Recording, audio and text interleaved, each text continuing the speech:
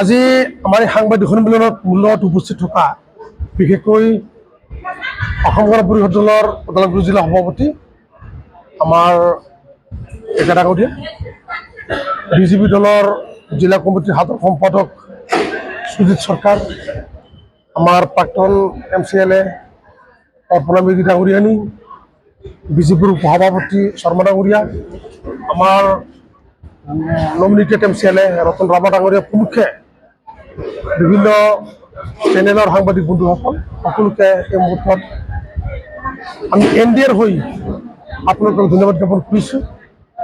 আৰু বিশেষকৈ আজিৰ যিটো সাংবাদিক সন্মিলন, ইতিমধ্যে আপোনালোকে গম পাইছে যে অসমৰ ৰাজনৈতিক বাতাবৰণ যথেষ্ট উত্তাল।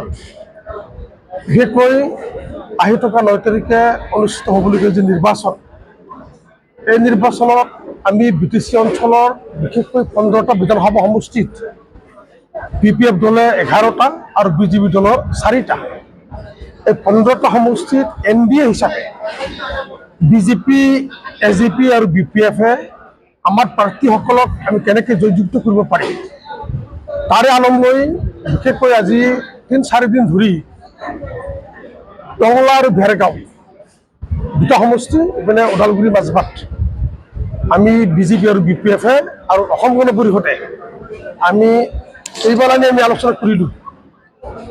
আমাৰ জিলা লেভেল, কেন্দ্ৰীয় লেভেল, মণ্ডল বা ব্লক লেভেল আৰু শক্তি কেন্দ্ৰলৈকে, প্ৰাইমাৰীলৈকে আমি আমাৰ তিনিওটা দলৰ যিসকল নেতাকৰ্মী আছে আমাৰ মাজত এটা সৌহাৰ্দ্যপূৰ্ণ পৰিৱেশ সৃষ্টি কৰা আৰু NDAৰ প্ৰাৰ্থীসকলক আমি কি ধৰণে জয়যুক্ত কৰিব পাৰি তাৰে কিছু ৰণকৌশল প্ৰস্তুত কৰি আমি ইতিমধ্যে নিৰ্বাচনত অৱতীৰ্ণ হৈছোঁ। বিশেষকৈ মই আজি আপোনালোকৰ মাধ্যমেৰে আমাৰ টংলা, ভেৰগাঁও, ওদালগুৰি মাজবাট চাৰিওটা সমষ্টিত থকা তিনিওটা ৰাজনৈতিক দলৰ নেতাকৰ্মীসকলক আপিল কৰিম যে আমি BJP, BPF বা AJP বুলি নহয়, আমি NDA হিচাপে আমি চাৰিওজন প্ৰাৰ্থীক আমি জয়যুক্ত কেনেকৈ কৰিব পাৰোঁ। কেতিয়াবা যোৱা নিৰ্বাচনবিলাকত আমাৰ মাজত সৰু সুৰা ঘটনা পৰিঘটনাবিলাক হৈছে। এইবাৰ BTC অঞ্চলৰ উন্নয়নৰ স্বাৰ্থত, অসমখন সুৰক্ষিত কৰাৰ স্বাৰ্থত ডক্টৰ হিমন্ত বিশ্ব শৰ্মাৰ নেতৃত্বত, আগ্ৰামা মহিলাৰ নেতৃত্বত বা অতুল বৰাৰ নেতৃত্বত এটা সৰ্বাংগ সুন্দৰ শান্তিপূৰ্ণ বাতাবৰণ আৰু এই অঞ্চলত থকা বিভিন্ন জাতিৰ উন্নয়নৰ হকে যে আমাৰ NDA নেতৃত্বত যে আমি কাম কৰিব পাৰোঁ, তাৰ কাৰণে আমাৰ দলৰ নেতাকৰ্মীসকলক আমি আপিল কৰিছোঁ, আহ্বান জনাইছোঁ যে আপোনালোকে NDAৰ প্ৰাৰ্থীসকলক জয়যুক্ত কৰাৰ ক্ষেত্ৰত সকলোৱে মনোনিৱেশ কৰক।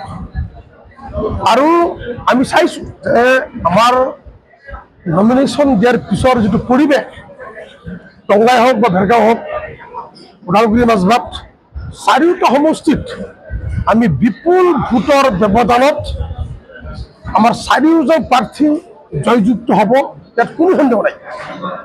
আজি টংলা 7জন প্ৰাৰ্থী আছে বা ভেৰগাঁৱত 9জন প্ৰাৰ্থী আছে।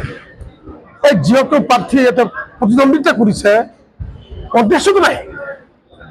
আজিৰ যিটো বাতাবৰণ টংলা LAC হিচাপে আমাৰ প্ৰাৰ্থী চৰ্দাৰ বিপিন চন্দ্ৰ ডেকা ডাঙৰীয়া, বিপিন চন্দ্ৰ ডেকা ডাঙৰীয়াৰ লগত কণ্টেষ্ট কৰিবৰ কাৰণে ফেৰ মিলাই এই নিৰ্বাচনটোত অৱতীৰ্ণ হ'বৰ কাৰণে এই যে বিৰোধী দলৰ যিসকল প্ৰাৰ্থী থিয় দিছে, মোৰ ধাৰণা আৰু আমাৰ যিটো দলীয় যিটো এছেছমেণ্ট, আমি বিপুল মাৰ্জিনত আমি টংলা, ভেৰগাঁও তেনেকুৱা সমষ্টিবিলাকত আমি জয়যুক্ত হৈ যাম, ইয়াত কোনো সন্দেহ নাই। আমাৰ দায়িত্ব আছে, কৰ্তব্য আছে, দায়বদ্ধতা আছে। আমি তিনিটা দলৰ কোনো ধৰণৰ বেমেজালি নোহোৱাকৈ আমি এটা মাষ্টাৰ প্লেনৰ মাজেৰে আমি এই সমষ্টিসমূহত আমি প্ৰাৰ্থীৰ হকে আমি কালিৰ পৰাই আমি বিভিন্ন পৰিকল্পনাৰ মাজেৰে আমি সভা সমিতি অংশগ্ৰহণ কৰা আৰু প্ৰাৰ্থীসকলক নিৰ্বাচিত কৰাৰ কাৰণে আমি কাম কৰিম। এইটো অস্বাভাৱিক নহয়।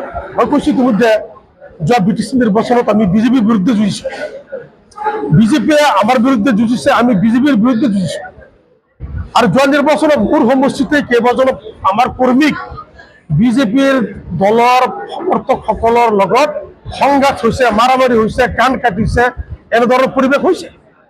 তো ইয়াৰ লগে লগে যেতিয়া আমি NDAৰ অংশীদাৰ হ'লোঁ, আমি একেটা প্লেটফৰ্মত আহিলোঁ, সেই আৱেগবিলাক, সেই বিতৰ্কবিলাক আমি নাইকিয়া কৰি আমি প্ৰাৰ্থীক নিৰ্বাচিত কৰাত মনোনিৱেশ কৰিছোঁ। আৰু মই দায়িত্ব লৈছোঁ, মোক ভেৰগাঁও আৰু টংলা সমষ্টিত মোৰ দলে কোঅৰ্ডিনেটৰ দিছে, বিজেপি দলৰ ফালৰ পৰা কোঅৰ্ডিনেটৰ দিয়া হৈছে। আমি সদায় কোঅৰ্ডিনেট কৰি আছোঁ, আমি এবাৰ দুবাৰ পাৰ ডে আমি কথা পাতি আছোঁ, এই ধৰণৰ পৰিৱেশবিলাক নিৰ্মূল কৰি প্ৰাৰ্থীক কেনেকৈ জয়যুক্ত কৰিব পাৰি। আৰু আজি চাইছে আপোনালোকে, ইয়াতে কিছু সময় পূৰ্বে আমাৰ খালিমদাৰ BPF ব্লক কমিটি, বিজেপিৰ মণ্ডল কমিটিৰ যৌথ সভা অনুষ্ঠিত হৈ গৈছে। আমি ইয়াৰ পিছত আজি 4টা বজাত আমি কালাইগাঁৱত মধুবাৰী মণ্ডল বিজেপি আৰু মধুবাৰী ব্লক কমিটি BPFৰ যৌথ সভা। আজি 6টা বজাত হাতীগড়ত নুনাই চেৰপাং ব্লক কমিটি BPF আৰু নুনাই চেৰপাং মণ্ডল বিজেপিৰ যৌথ সভা।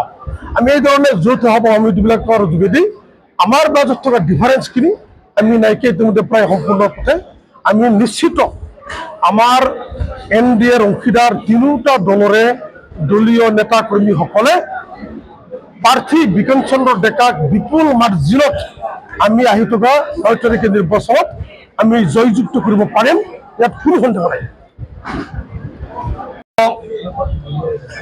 প্ৰিণ্ট মিডিয়া আৰু ইলেক্ট্ৰনিক মিডিয়াৰ মোৰ সাংবাদিক বন্ধুসকল, আমাৰ মাজত থকা আমাৰ BPF দলৰ কেন্দ্ৰীয় সমিতিৰ সাধাৰণ সম্পাদক জগদীশ সৰকাৰ ডাঙৰীয়া, আমাৰ চৰকাৰী মনোনীত সদস্য ৰতন ৰাভা ডাঙৰীয়া, আমাৰ ভাৰতীয় জনতা পাৰ্টি ওদালগুৰি জিলা সমিতিৰ সম্পাদক সুজিত সৰকাৰ ডাঙৰীয়া, উপসভাপতি জয়কান্ত শৰ্মা ডাঙৰীয়া, সমক্ষে আমাৰ তিনিটা দলৰ মোৰ সন্মানৰ আজি এই সংবাদ আলোচনাত অংশগ্ৰহণ কৰা মোৰ শ্ৰদ্ধাৰ ব্যক্তিসকল, জয়তে মই আপোনালোক আটাইলৈ আজিৰ এই দিনটোত মই অসম গণ পৰিষদ ওদালগুৰি জিলা সমিতিৰ তৰফৰ পৰা আন্তৰিক অভিনন্দন জ্ঞাপন কৰিছোঁ।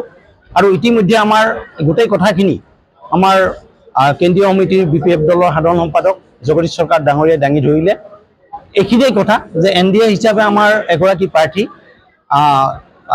মাননীয় বিক্ৰম চন্দ্ৰ ডেকা ডাঙৰীয়াক আমি টংলা সমষ্টিৰ পৰা প্ৰক্ষেপ কৰিছোঁ। ঠিক তেনেধৰণে বাকী তিনিটা সমষ্টিটো আমাৰ NDA হিচাপে আমাৰ বিশেষকৈ BPF দলৰ পৰা প্ৰাৰ্থী থিয় কৰা হৈছে। আমি তিনিটা শক্তি, বিশেষকৈ ভাৰতীয় জনতা পাৰ্টি, BPF আৰু অসম গণ পৰিষদ, তিনিটা শক্তিয়ে একেলগে যুঁজ দি পেলাই আমাৰ প্ৰাৰ্থী বিশেষকৈ 4টা সমষ্টিক আমি কেনেকৈ জিকাই লৈ যাব পাৰোঁ, সেই তেনেকুৱা ৰণকৌশল এটা চিন্তা কৰা হৈছে। ইতিমধ্যে বিভিন্ন পৰ্যায়ত গাছ লেভেলৰ পৰা ৰাজ্যিক পৰ্যায়লৈকে গোটেই কথাবিলাক আলোচনা হৈ গ'ল। আৰু এতিয়া পৰ্যায়ক্ৰমে আজি ইতিমধ্যে 2খন সভা হৈয়ে গ'ল ইয়াত এই জয়জিৎ নাৰ্জাৰী প্ৰেক্ষাগৃহত। গতিকে আমি আশাবাদী আৰু এটা আমাৰ নতুন উদ্যমেৰে আমাৰ যিখিনি তিনিটা NDAৰ বিশেষকৈ অসম গণ পৰিষদ বা ভাৰতীয় জনতা পাৰ্টি বা BPF দলৰ কৰ্মীসকল উৎসাহেৰে আগবাঢ়িছে। সমষ্টিটো আমাৰ নতুন টংলা সমষ্টি, গতিকে মই আশা ৰাখিম যে ইয়াত আপোনালোকে গম পাইছে 7জন প্ৰাৰ্থী আমাৰ বিশেষকৈ টংলা সমষ্টিত।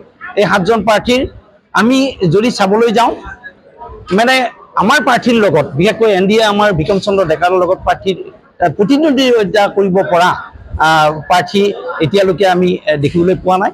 আৰু এটা ৰেকৰ্ড হ'ব আমাৰ, আমি বিপুল ভোটত বিশেষকৈ আমাৰ প্ৰাৰ্থীজনক জিকাই লৈ যোৱাৰ ক্ষেত্ৰত আমি নিশ্চয় ৰাইজে আমাক সহযোগ কৰিব। ধন্যবাদ। এই সংবাদ মেলত উপস্থিত থকা বিভিন্ন সংবাদ গোষ্ঠীৰ আমাৰ প্ৰতিনিধিসকলক আমি আজি NDA হিচাপে আমি এই সংবাদমেল কৰি আছোঁ। আৰু এটা কথাই ক'ম, 48 নং টংলা বিধানসভা সমষ্টিত এইবাৰ আমাৰ NDA মিত্ৰজোঁটৰ প্ৰাৰ্থী মাননীয় বিক্ৰম চন্দ্ৰ ডেকা ডাঙৰীয়া বিপুল ভোটত জয়যুক্ত হ'ব, তাতে আমাৰ ক'বলগীয়া নাই, তাতে আমাৰ কোনো সন্দেহ নাই। গোটেই এই সমষ্টিৰ ৰাইজ, বিভিন্ন জাতি জনগোষ্ঠীৰ ৰাইজে মুখৰ এটাই বাৰ্তা এতিয়া আছে, এইবাৰৰ কাৰণে NDA প্ৰাৰ্থী বিক্ৰম চন্দ্ৰ ডেকাক আমি বিপুল ভোটত জিকাই কিনে ৰেকৰ্ড কৰি আমি এইবাৰ আমি এই সমষ্টিখন জিকাই আমি দিছপুৰলৈ পঠাব লাগে। আমাৰ এইটোৱে মেইন মন্ত্ৰ আৰু এইটোৱে লৈ আমি আগবাঢ়িছোঁ। আৰু সকলো আমাৰ যি দল, আমাৰ যি আজি এলায়েন্স দল আছে, AGP, BPF, আমি BJP, আমি সকলোৱে মিলি কাম কৰি আছোঁ জইণ্টলি। আৰু ধুনীয়াকৈ এটা পৰিৱেশ ৰেডি হৈছে। বিগত দিনবিলাকে আমাৰ চৰকাৰ দা কোৱাৰ দৰে আমাৰ ক'ৰবাত অলপমান মিছকমিউনিকেশ্যন আছিলে, ক'ৰবাত আমাৰ অলপমান অসুবিধা আছিলে, কিন্তু এই অসুবিধাবিলাক আজিৰ পৰা আমি নাইকিয়া কৰি আমি এটা নতুন উদ্যমেৰে নতুন অসম নতুন BTC গঢ়িবৰ কাৰণে আমি NDA হিচাপে আমি আগবাঢ়িবলৈ আমি চেষ্টা কৰি আছো। আৰু আমি NDA অকল এই টংলা বিধানসভা সমষ্টি নহয়, ওদালগুৰি জিলাত যে 4টা বিধানসভা সমষ্টি আছে, ইয়াতে আমাক আজিৰ দিনত মেয়ৰ মাৰিব পৰা, আমাক ঠেৰ মাৰিব পৰা কোনো প্ৰাৰ্থী নহ'লে কোনো দল নাই। এটাই দল আছে, এইটো দল হ'ল NDA। মোৰ ক'বলৈ এইখিনিয়ে, ধন্যবাদ। যিকোনো খবৰ আৰু বিজ্ঞাপনৰ বাবে যোগাযোগ কৰক 7896121996।